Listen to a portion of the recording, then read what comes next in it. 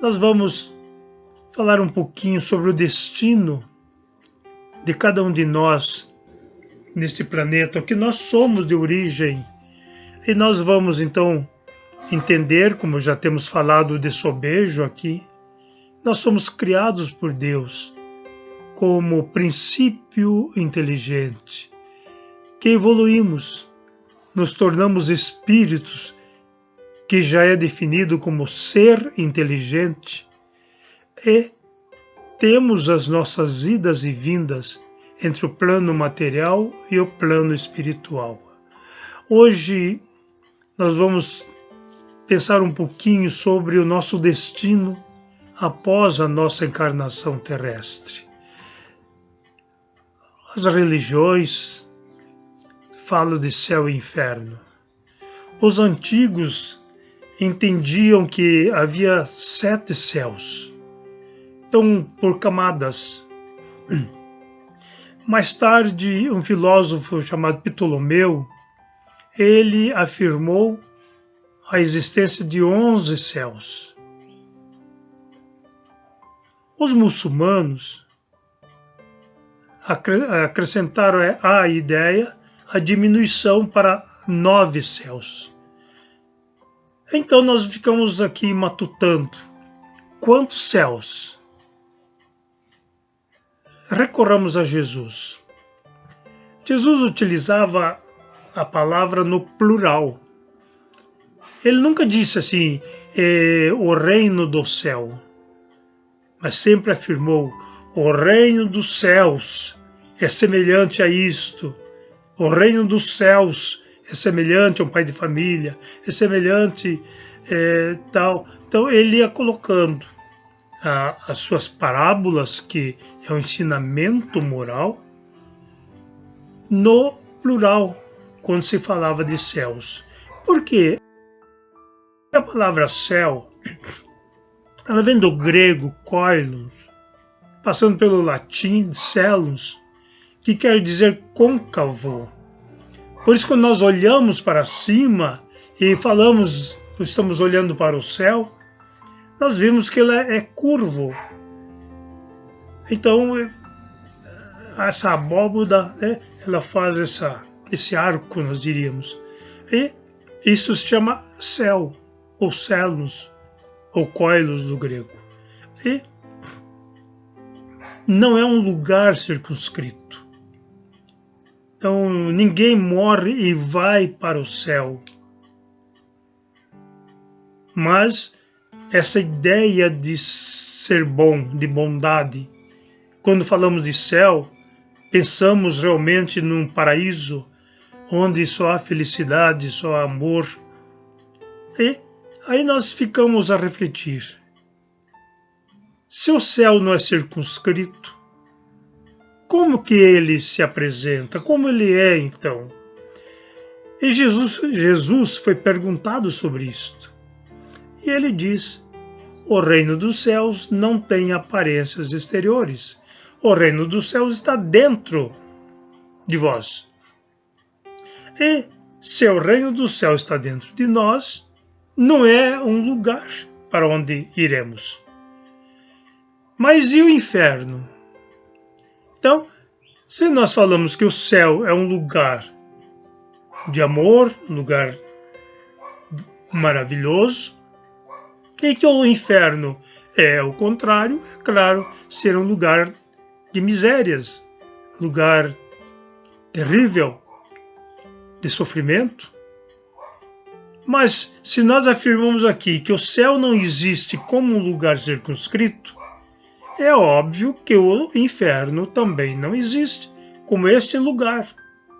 Então, queridos amigos, ninguém ao desencarnar irá para o céu, ninguém irá para o inferno.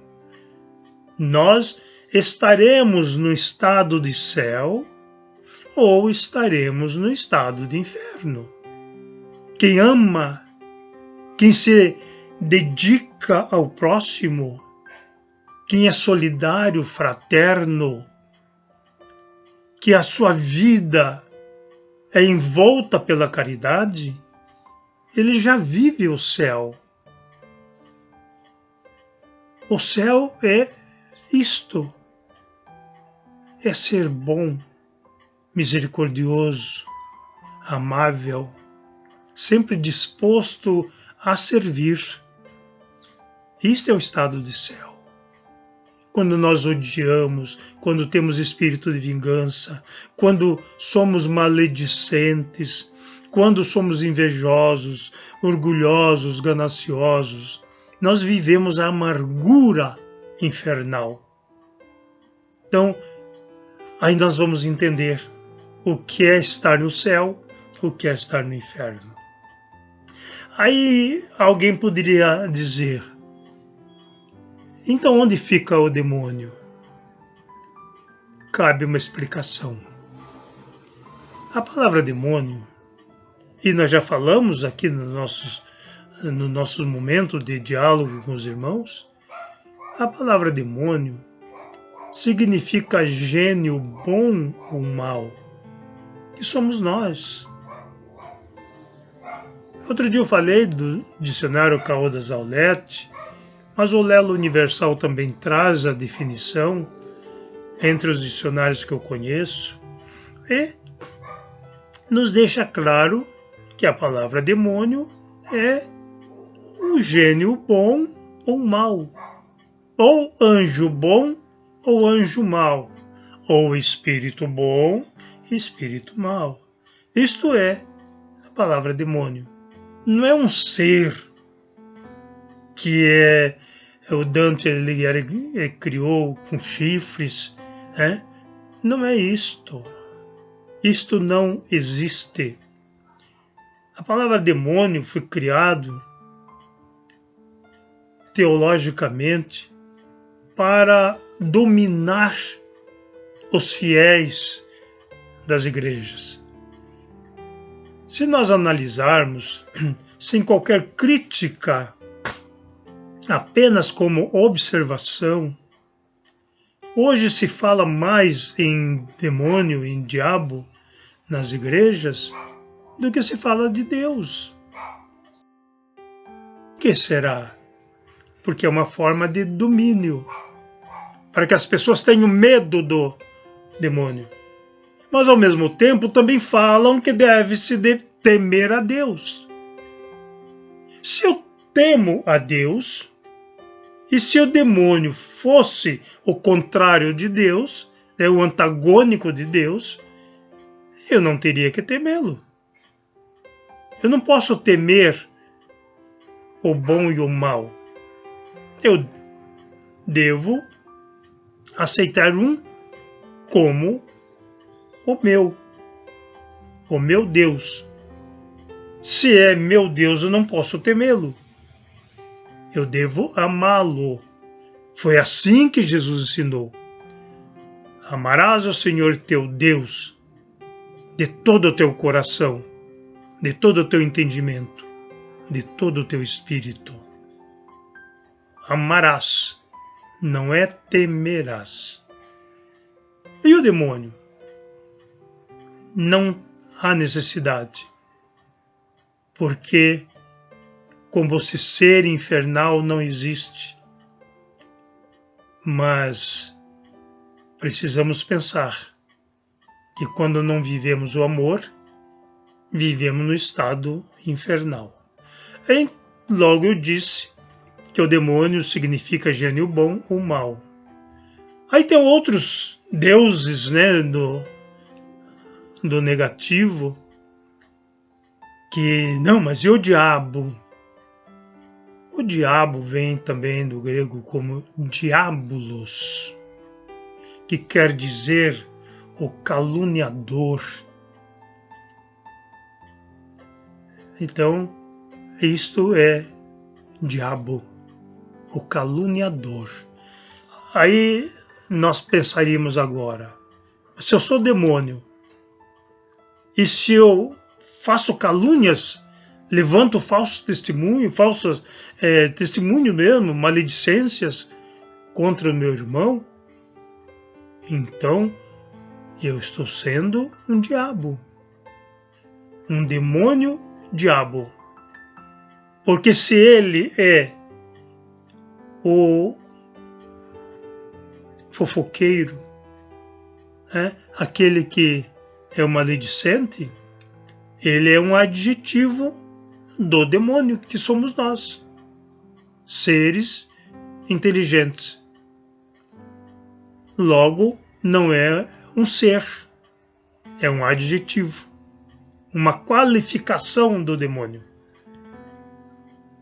O Laureano está falando bobagem, porque e o Satanás? Então, Satanás também vem do Satã, que significa aquele que contraria, o opositor. Então, pensemos nisso. Aquele que se opõe. Alguém traz uma ideia e nós começamos a demolir ou demover essa ideia argumentando. Isso não é verdade, isso tal, está errado, por causa, apresentando as nossas contra-argumentações. E aí nós estamos sendo um Satanás. Então, Satanás é o que contraria. Foi isso que Jesus falou para Simão Pedro. Quando ele diz que iria a Jerusalém, Simão Pedro diz, não, você não vai, lá é perigoso, você vai ser entregue, você não vai. Até que no momento Jesus diz, vá de retro, Satanás. É assim que Jesus se dirige a ele.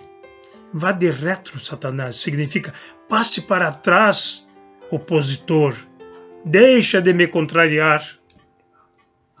Aí nós vamos entender então as três figuras, que é o demônio, que é o ser, o sujeito, que somos nós.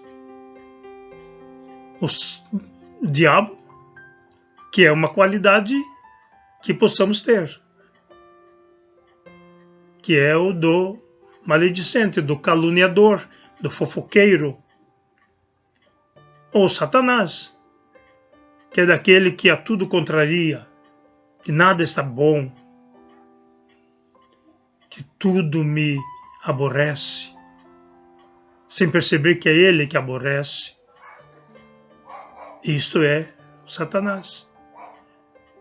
Aí nós vamos avaliar, queridos amigos, por que então surgiu a ideia desses seres, não, porque havia necessidade para amedrontar as pessoas. Não tem sua utilidade. Tem até o momento que nós raciocinamos e nos libertamos de tudo que é místico e que é mítico.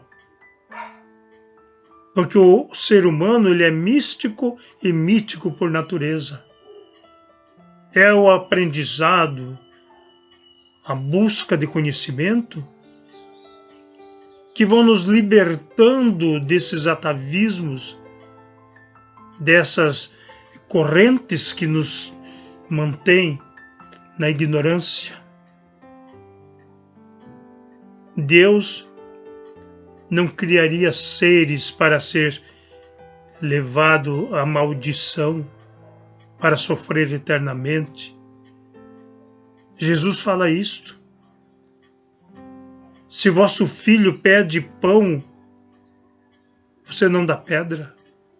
Se pede peixe, você não dá serpente. Você que é imperfeito, que é mau, quanto mais o nosso Pai Celestial, que dá boas dádivas aos seus filhos. Pensemos nisto.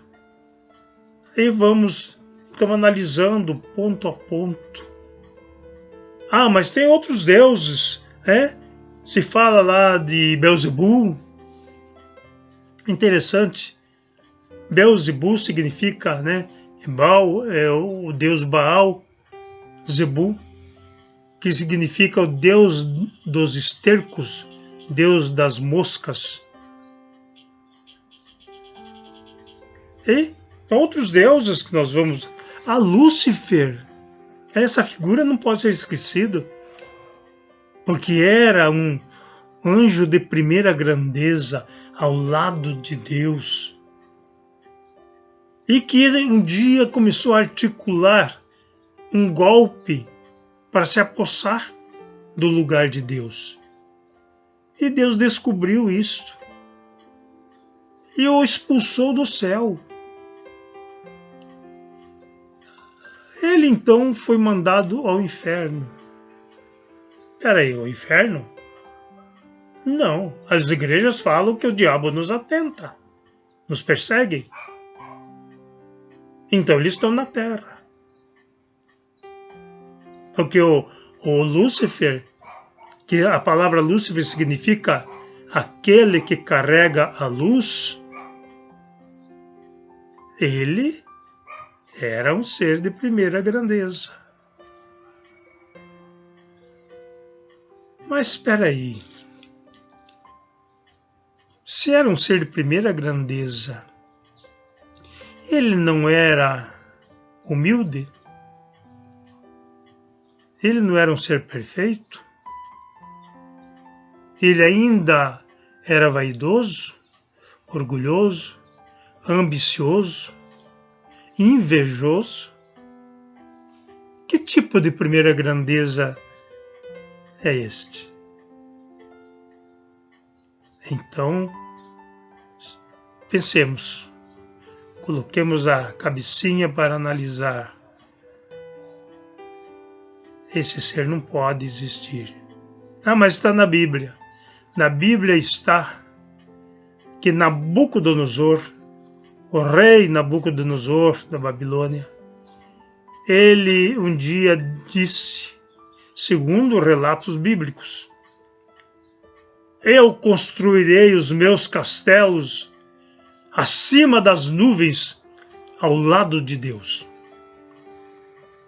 E depois a própria Bíblia relata que ele caiu em desgraça, chegou a pastar como animais. E então o texto narra, e a dalva caiu do céu.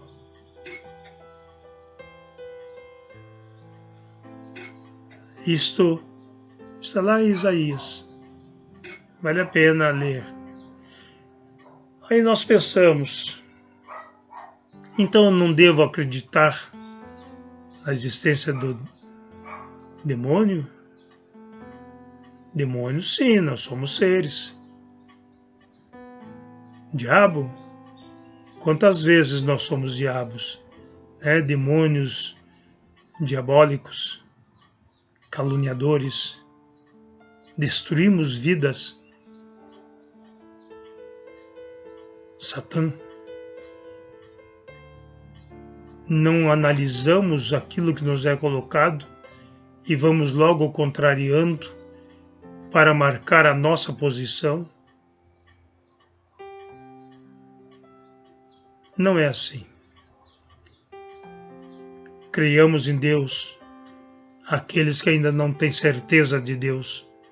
Porque quando nós tivermos certezas de Deus, já não mais precisamos crer, porque teremos a nossa fé inabalável. Então, nós temos certeza de Deus. E esse Pai Criador, que nos deixa livres para pensarmos e agirmos, mas seremos responsáveis pelas nossas realizações. Quem semeia amor, colhe felicidade. Quem semeia vento, colhe tempestade. Podemos escolher. Semeio amor ou semeio vento. O livre-arbítrio é meu. O resultado será para mim. Queridos amigos e irmãos, oremos em favor dos nossos irmãos acometidos pelo Covid-19, para que eles possam ser socorridos, tanto pelas equipes materiais, quanto pelas equipes espirituais. Os espíritos não fazem milagres. Queridos irmãos espíritas, não aproveite o momento para iludir, dizer que haverá milagres dos espíritos superiores. Não vamos entrar nessa. Está aproveitando um momento de sofrimento para querer impor as nossas ideias, trazendo mensagens muitas vezes mistificadas, dizendo que o espírito tal está profetizando o fim da pandemia. A doutrina espírita não faz isto. Não faz milagres. É importante pensarmos nisso. A doutrina espírita nos ensina a nos melhorarmos, a amar e a servir. Ah, mas não pode ser curado pela ação espiritual? Pode. Os espíritos que entendem da medicina estão também empenhados para ajudar. Eles não vieram resolver o problema. Estão trabalhando em conjunto, auxiliando aqueles que se ligam a eles nessa tarefa. Mas não iludamos em nome da doutrina espírita. Que Deus nos abençoe. Que Jesus seja sempre o nosso guia e modelo. Muita paz a todos.